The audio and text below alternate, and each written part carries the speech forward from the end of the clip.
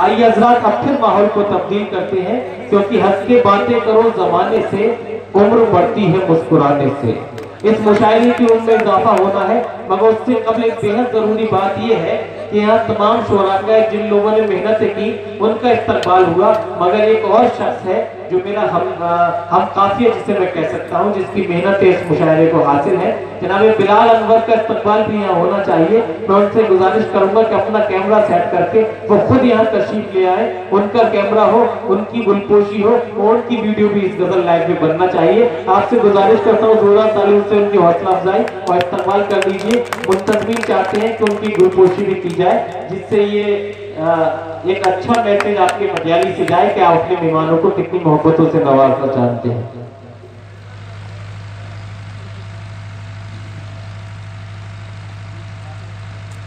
आइए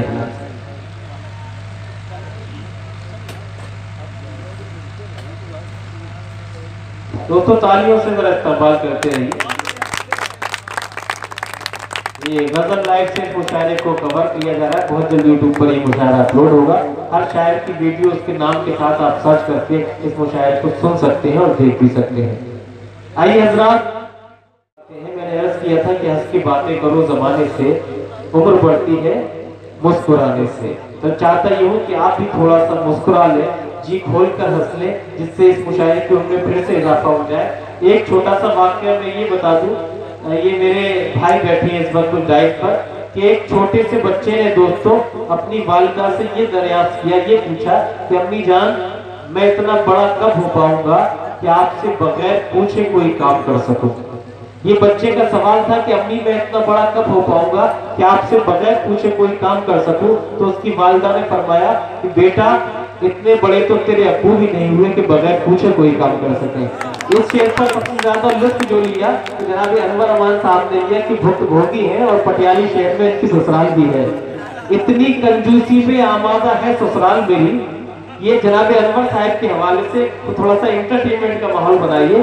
कितनी कंजूसी पे आमादा है ससुराल मेरी, राज की बात बताते हुए डर लगता है, ऐसे कमरे में सुला देते हैं साले मुझको, पांव फैलाऊं तो दीवार में सर लगता है। ऐसे कमरे में सुला देते हैं साले मुझको, पांव फैलाऊं तो दीवार में सर लगता है। तो आइए हजरात इस माहौल को शगुफ्ता और कहकरदार बनाने के लिए राजस्थान की सरजमी भरतपुर राजस्थान की जानिब चलते हैं। वहां से तशरीफ लाए एक मुमताज और मोतबर कवि जनाब हरिओम हरि साहब का इस्तेमाल करते हैं। वो तशरीफ लाए तो अपने हाथ से व्यंग से अपने नज़ायत से हम सभी को नवाजे, जोरदार तालियों से इस्तेमाल कीजिए।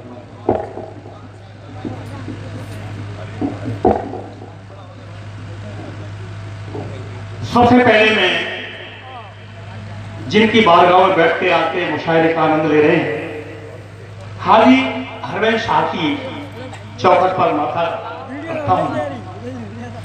दूसरे मंच के सदारत कर रहे भाई लाल बत्ती महपुरी जी और मुझे सौभाग्य बड़े गीतकार आदरणीय राधे श्याम जी, डॉक्टर राधे श्याम जी मिस्र देश के बहुत बड़े गीतकार हैं। मित्रों आप सुनाएंगे निश्चित रूप से आनंद आएगा। कितने अजीम शायर आज पहली बार मुझे सुनने का मौका मिला है और मैं निश्चित रूप से ये कह सकता हूँ कि कविता की शेर सुनने की, गजल सुनने की जो समझ पटियाली के लोगों में है, मैं हिंदुस्तान में कहीं नहीं देती। मैं चाहता हूँ एक बार जोरदार तालियां बजाकर आप लोग याद रखें कि मैं भी अपनी आहुति दूं। मित्रों मेरा फर्ज है, मैं थोड़ा सा क्योंकि मैंने देखा कौमी एकता की बात बहुत की गई और निश्चित से आवश्यकता भी है बात की, मैं कवि होने का फर्ज निभाता हूँ। सबसे पहले मैं इसके बाद थोड़ा विषय बदलकर बात करूंगा। चार पंक्तियां पहले पढ़ता हूँ। एक ऐसी शख्सियत, मुझे जब अखबार में आज मैंने हिस्ट्री पढ़ी हाजी हरवैन शाह की कि वो यहाँ के रहने वाले नहीं थे, वो तो अनाज से कहीं से बाहर के बहकर आए थे और उनको यहाँ खाना मिला और उनकी यहाँ कब्र बनी, तब उनकी दुआएं, उनका आशीष जो लोगों को मिलता है उसके कारण ही कष्ट दूर हो जाते हैं। तब चार पंक्तियां कहता हूँ भाई, मैं बधाई देता हूँ आज ये संचालन कर रहे हैं, आपकी दावत के हाथ में बहुत बहुत बहुत बधाई देता हूँ। चार पंक्तियां पढ़ता हूँ मित्रों और समर्थन चाहता हूँ। हिंदी राइट का आदमी हूँ, मैं बहुत ज्यादा उर्दू पर मेरा अधिकार नहीं है। स्वागत है, स्वागत। तेज अगला तब से तपता स्वर्ण कभी कुंदन होता है। आतप से तपता स्वर्ण कभी कुंदन होता है, और जो दीनों की पीड़ा हरता उसका जगवंदन होता है। तेज अमला आतप से तपता स्वर्ण कभी कुंदन होता है, और जो दीनों की पीड़ा हरता उसका जगवंदन होता है। और आस पास वन को महकाए वह सच्चा चंदन होता है, और परहित में जो खुद मिट जाए उसका अभिनंदन होता है। स्वागत और सम्मान का हकदार वो है जिसने समाज को कुछ दिया हो, बहुत बहुत शुक्रिया। समाज को कुछ दिया हो, अपने आप को मिटाया हो, वो सा आदमी को समाज में ऊंचा मुकाम हासिल होता है। लीजिए मित्रों, कौमी एकता के नाम मैंने जो सोचा, मेरे जहन में जो बात आई, आजादी के समय से पहले देश के रहनुमा ने अगर ये इस तरह का जो मैं समाधान दे रहा हूं, अगर ऐसा सोच लिया होता तो शायद ये मंदिर और मस्जिद के झगड़े पैदा नहीं होते। यहां से बात करता हूं मित्रों, बहुत लंबी बात नहीं करूंगा क्योंकि मुझे इस काम के लिए बुलाया है। गणित का करूं, छोटे छोटे बन के माध्यम से आप तक जुड़ूंगा, पहुंचूंगा।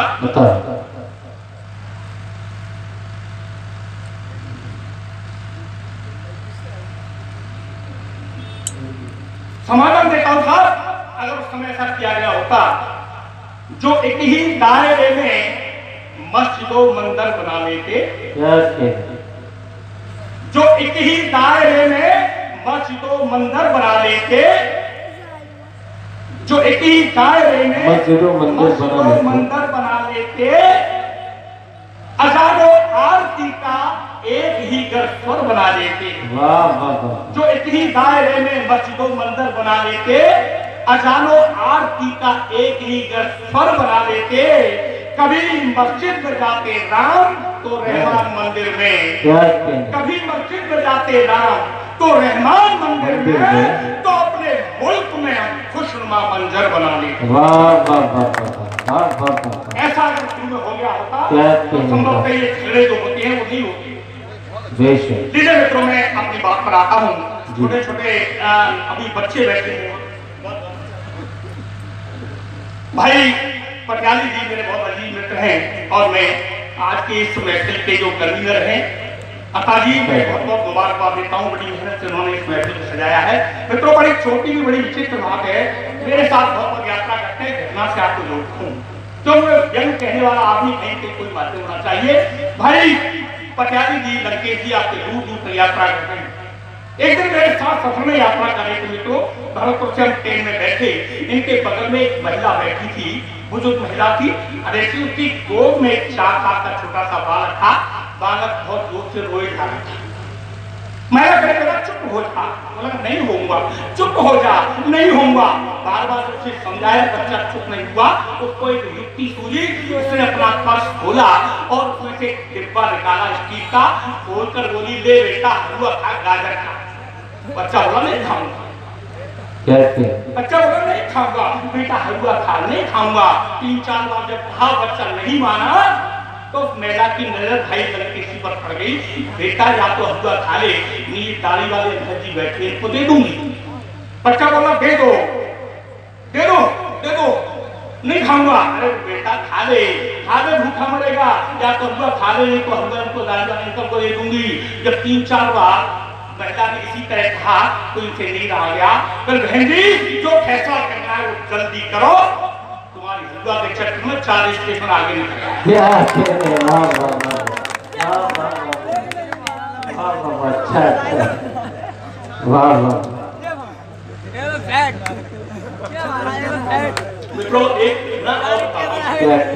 पिछले जो नोटबंदी हुई था, नोटबंदी के दौरान महत्वपूर्ण फंस गए और उनके पास पैसा नहीं, एक एटीएम के द्वार पर पहुंच गए। एटीएम पर एक कार्ड था, तो भाई साहब क्या चाहिए? बोले पैसा चाहिए। पैसा निकाल लूं? पैसा निकाल लो, आपके लिए तो एटीएम है। अब वो कार्ड को कहने लगे भाई साहब पेज का है क्या? अब आदमी की जुबान देखी साहब टेक्निकल आदमी, पेज का है क्या? तो उसने समझा भाई एटीएम तो है नहीं, पैसा कैसे देंगे? पेज का है क्या? अब गार्ड से पेज का जो मांग ले वो साथ कैसा हो सकता है? देख लीजिए मित्रों, मैं बिल्कुल सीधे सीधे कविता से जोड़ता हूँ और मैं रंग का आदमी हूँ। देश की व्यवस्थाओं पर कटाक्ष करता हूँ, राजनीति पर बहुत सारी बातें शायरों ने अपने अपने अंदाज में की। मैं किसी तरह की कोई किसी व्यक्ति का नाम, किसी पार्टी का नाम नहीं लेता। 4 पंक्तियों से मैं अपना मिजाज बताता हूं, मैं कहना क्या चाहता हूं। मैं थोड़ा सा आक्रोश की बात भी करता हूं। राजनीति और राजनेताओं से जब देश की जनता उन उम्मीदों पर खरी नहीं उतरी, जब देश आजाद हुआ, तब देश की जनता को बड़ी निराशा हाथ लगी। तो राजनीति को मैं बड़े सलीके से 2 छंद पढ़ता हूं, आप समर्थन देंगे, निश्चित से मेरे यंग को एक छात्र मिल जाएगा।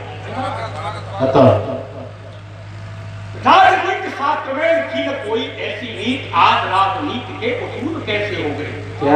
किसी देश का माल कमाते हैं और पैसे को लेके कोई ब्रिटेन भाग जाता है, कोई कई दूसरे विदेशों भाग जाता है। आप देखें कितना पैसा अपने देश के पहले वादा ले गए, पीछे नीरव मोदी ले गए और तब कहता हूं साहब, राजनीति शास्त्र में लिखी न कोई ऐसी नीति, आज राजनीति के उसूल कैसे हो गए।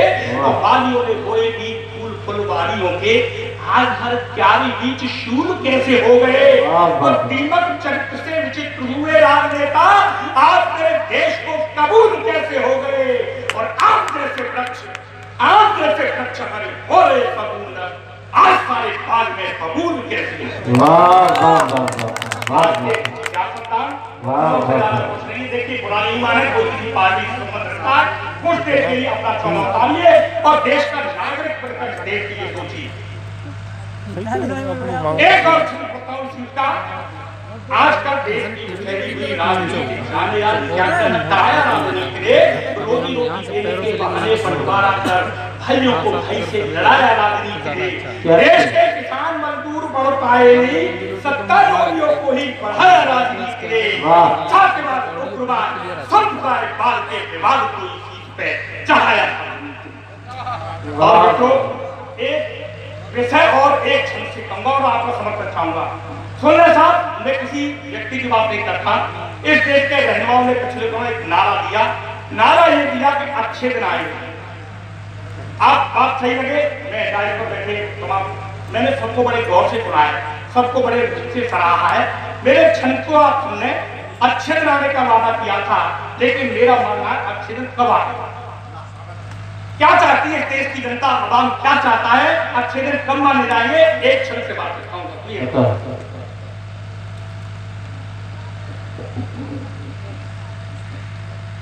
कि महंगाई की मार से बचेंगे जब आम जन, पढ़े लिखे नौजवान रोजगार पाएंगे।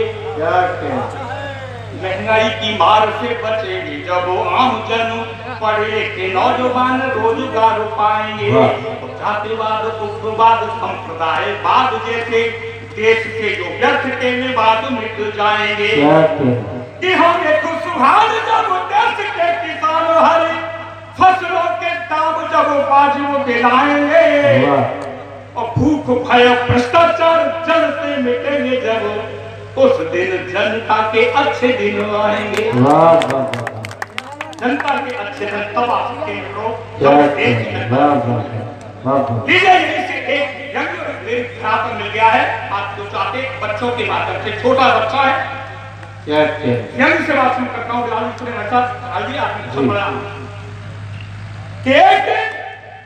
आनंद लीजिए साहब, मैं आपसे केवल सती को बनाता हूँ। एक दिन कठिन घटना हुई, दुर्घटना हुई। भाई साहब आगे थोड़े से जोड़ लीजिए, 2.5 मिनट से घटना मेरे ज्यादा लड़ी नहीं है। एक दिन कठिन घटना हुई, घटना क्या दुर्घटना हुई।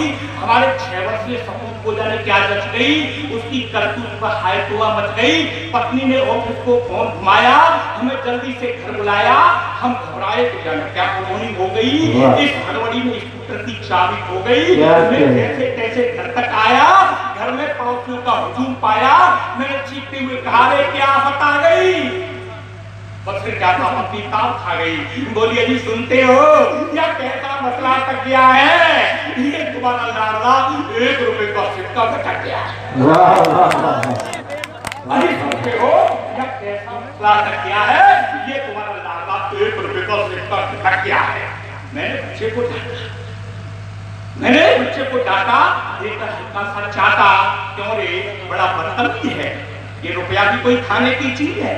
बच्चों को सब पता लग जाएगा। जब हॉस्पिटल जाएगा वह डॉक्टर तेरी हुलिया बिगाड़ देंगे और 1.5 रुपए के लिए तेरा पेट फाड़ देंगे। बच्चा मारे डर के घबराया, दो दिन चिल्लाया, पापा पापा आप बाप पोखरी मेरी हुलिया बिगड़वाओगे, सिर्फ 1 रुपए के लिए मेरा पेट पड़वाओगे।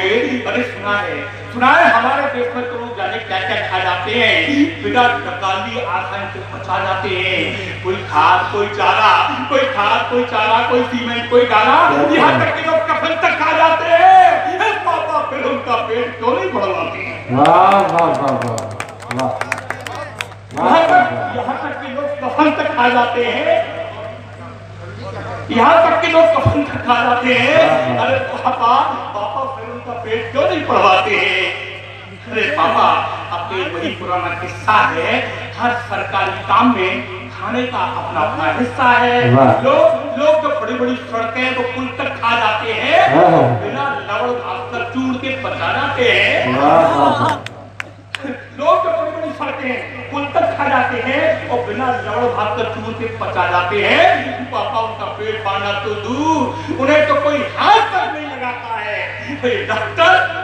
ये डॉक्टर मेरा पेट इसलिए फाड़ेंगे क्योंकि आपका गरीबी से नाता है, क्योंकि आपका गरीबी से नाता है। अरे पापा पापा अरे पेट फड़वाना है तो रफ्तारों को फड़वाओ, जो अन्न देश का खाते हैं, सौदे वाली दुश्मन से करते हैं, देश की अस्मिता बेचकर मुद्रा से जेबें भरते हैं। अरे पापा पेट फड़वाना है तो डॉक्टरों को बुलवाइए। सुनिए साहब, बहुत बात करता हूं, पेट फड़वाना है तो डॉक्टर को बुलवाइए, जो रुपया खाने के लिए नस्तर चिमटियों से कोवलंगों को फाड़ देते हैं, जन्म से पहले कन्या भ्रूणों को बेरहमी से मार देते हैं। अब पापा पेट फड़वाना है तो शिक्षकों को बुलवाइए, तो इस पद को काम कर रहे हैं, जो सरकारी तनख्वाह लेकर ट्यूशन के नाम पर छात्रों का शोषण कर दोनों हाथों से जेबें भर रहे हैं। और पापा जो अच्छे की हुलिया लगाते हैं, देखते हैं आप पुलिस वालों का कैसे पेट फाड़ती हैं। जो अच्छे की हुलिया लगाते हैं, देखते हैं आप उन पुलिस वालों का कैसे पेट फाड़ते हैं। अरे पापा इस देश में एक कौम और भी है, अधिकारी और बाबू। इस देश में एक कौम और भी है, अधिकारी और बाबू, जिनके हालात बेकाबू। अरे पेट फाड़ने का है, उन्हें भी दिखाइए, जिन्हें हर फाइल पर वजन चाहिए। इसलिए पापा सिर्फ 1 रुपया खाने पर मुझे इस कदर न डांटिए। अरे मेरी बहादुरी पर खुश होकर मिठाई बांटिए, क्योंकि मैं भी सीढ़ी दर सीढ़ी आगे बढ़ा हूँ और रुपया खाना तो इस देश की सनातन परंपरा है। मैं भी उसी का निर्वाह कर रहा हूँ।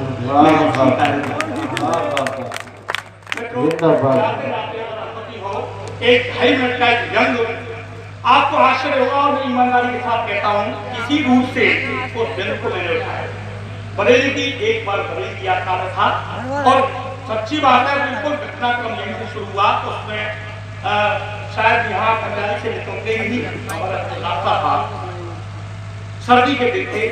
मित्रों, इस देश में आपने महसूस किया होगा, आज भी उड़ीसा जैसे राज्य में कालाहारी एक क्षेत्र है जहां आज कितने ही बच्चे जिनको विद्यालय होना चाहिए, वो विद्यालय में जाकर कचरे के ढेर से कचरा बीनते हैं, बाजार में जाके बेचते हैं, आटा दाल खरीदते हैं, तब जाके उनका घर का चूल्हा जलता है।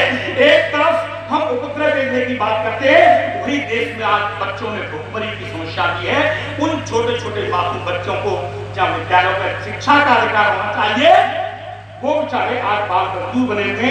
यहाँ के मित्रों एक करोड़ व्यंग है, मैं बड़े हाथ जोड़कर आपसे निवेदन करता हूँ, एक व्यक्ति मेरा एक शब्द सुन ले।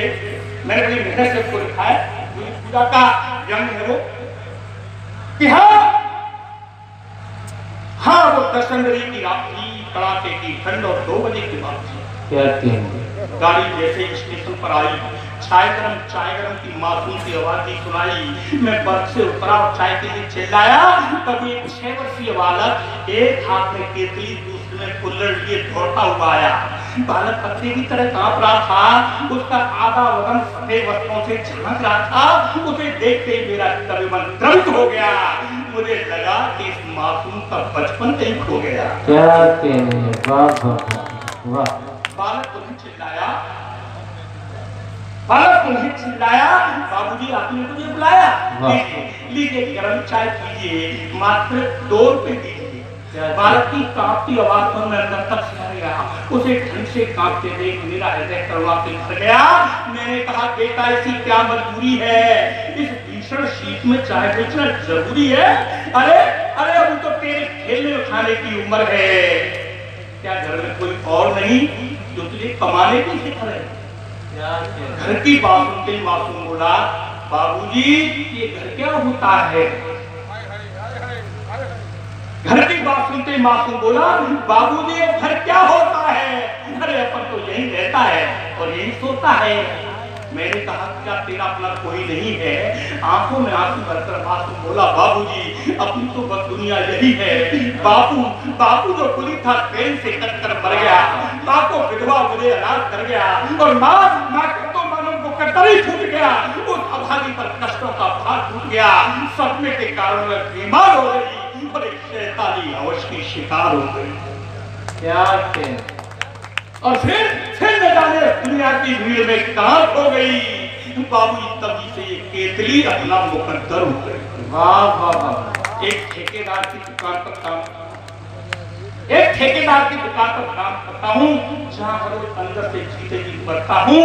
और इधर हमारी सरकार है जिनमें अभियानों की भरमार है। कभी प्रशासन गांव में तो कभी शहरों में नजर आता है। अरे प्रशासन कभी बच्चों तक भी जाता है। क्या बोलो इस दैनीय स्थिति का जिम्मेदार कौन है? लगता है हर प्रश्न का उत्तर मौन है। लगता है हर प्रश्न का उत्तर मौन है। जिंदाबाद जिंदाबाद जिंदाबाद। हजरत जनाबे हरिओम हरी साहिब जो भरतपुर राजस्थान से आपके दया पटियाली में तशरीफ लाए। बहुत खूबसूरत लताए बेहद हाथ के कतार से उन्होंने नवाजा।